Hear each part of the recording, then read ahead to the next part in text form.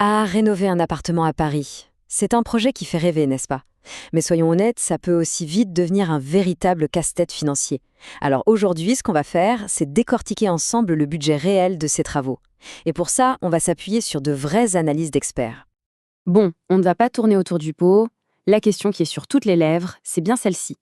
Quel budget faut-il prévoir concrètement pour rénover un appartement à Paris? Le problème, c'est que si on cherche sur Internet, on trouve tout et son contraire.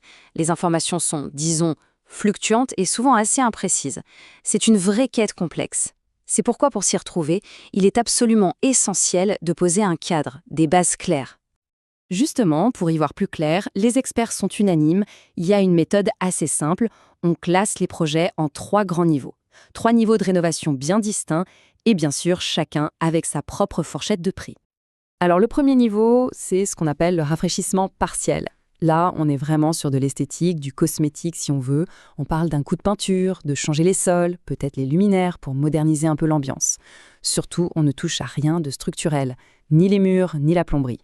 C'est vraiment la solution parfaite pour un appartement qui est déjà en bon état, mais qui a juste besoin d'un petit coup de frais.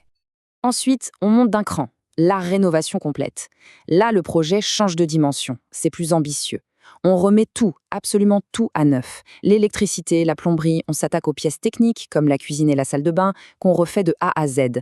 L'idée, c'est vraiment de moderniser l'appartement en profondeur pour qu'il soit plus fonctionnel et surtout aux normes d'aujourd'hui. Et enfin, on arrive au sommet de la pyramide, la rénovation lourde. Attention, là on ne joue plus dans la même cour. On touche à la structure même de l'appartement. On va abattre des cloisons, repenser complètement la distribution des pièces, revoir toute l'isolation. C'est un chantier d'une toute autre envergure, très complexe, qui va quasi systématiquement nécessiter l'intervention d'un architecte et de toute une équipe d'artisans spécialisés. Ok, maintenant qu'on a ces 3 grandes catégories bien en tête, voyons comment tout ça se traduit dans la réalité. La réalité parisienne, pour être précis. Parce que oui, rénover à Paris, ça a ses propres règles du jeu, avec un charme fou, mais aussi des complexités bien spécifiques. Et ça nous amène directement à l'haussmannien. Rénover un haussmannien, c'est tout un art. C'est un dialogue permanent entre la préservation de ce patrimoine incroyable et l'exigence du confort moderne. Et ce fameux charme parisien, eh bien, il a un prix qui se compte en euros. Parce que le charme de l'haussmannien, il est là, dans ses détails. Le parquet en point de Hongrie, les moulures, les corniches, ces fenêtres immenses, les portes à double battant. Mais attention, chaque élément est un véritable défi technique. Restaurer un parquet comme ça, ce n'est pas juste le poncer. Recréer des moulures à l'identique, ça demande un plâtrier d'art. Et faire fabriquer des portes de cette hauteur sur mesure, tout ça, c'est un savoir-faire qui se fait rare. Et ce qui est rare est cher. Un autre cas typiquement parisien, l'aménagement des combles. On pense bien sûr aux fameuses chambres de bonne sous les toits. C'est une super idée pour gagner de la surface. Mais attention, le budget peut vite s'envoler. La fourchette est large, parce que tout dépend de l'état de la toiture, de l'isolation qu'il faut refaire, des fenêtres de toit à créer pour la lumière, et parfois même de la nécessité de renforcer le plancher. Bref, beaucoup de variables. Ce qu'on comprend avec ces exemples, c'est que le prix au mètre carré, c'est un bon point de départ, un indicateur utile, oui, mais il a clairement ses limites. En fait, il peut même être carrément trompeur.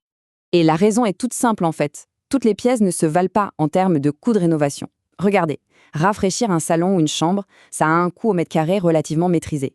Mais à l'inverse, une cuisine ou une salle de bain, c'est ce qu'on appelle une pièce humide ou technique. Elle concentre toute la plomberie, une bonne partie de l'électricité et des équipements qui coûtent cher. Du coup, forcément, la facture en mètre carré grimpe en flèche.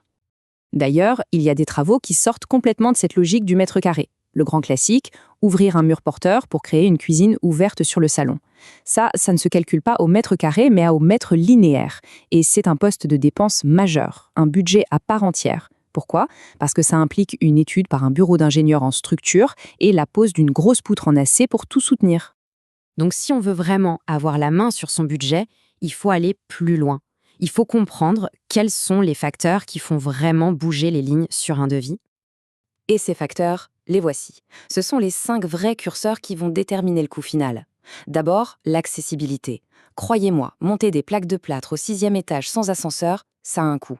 Ensuite, la superficie. Plus la surface est grande, plus le prix au mètre carré a tendance à baisser. C'est une économie d'échelle. Le choix des matériaux, évidemment. Le choix de l'entreprise, bien sûr. Et le dernier point, crucial, toujours prévoir une petite enveloppe pour les imprévus. La fameuse mauvaise surprise qu'on découvre en démolissant une cloison. Ce qui nous amène finalement à cette question. Rénover, est-ce une science exacte? Pas vraiment. Une rénovation réussie, ce n'est pas trouver un chiffre magique sur un calculateur en ligne. C'est plutôt un art. L'art délicat de trouver le juste équilibre entre ses ambitions, le niveau de qualité souhaité et bien sûr, le budget dont on dispose.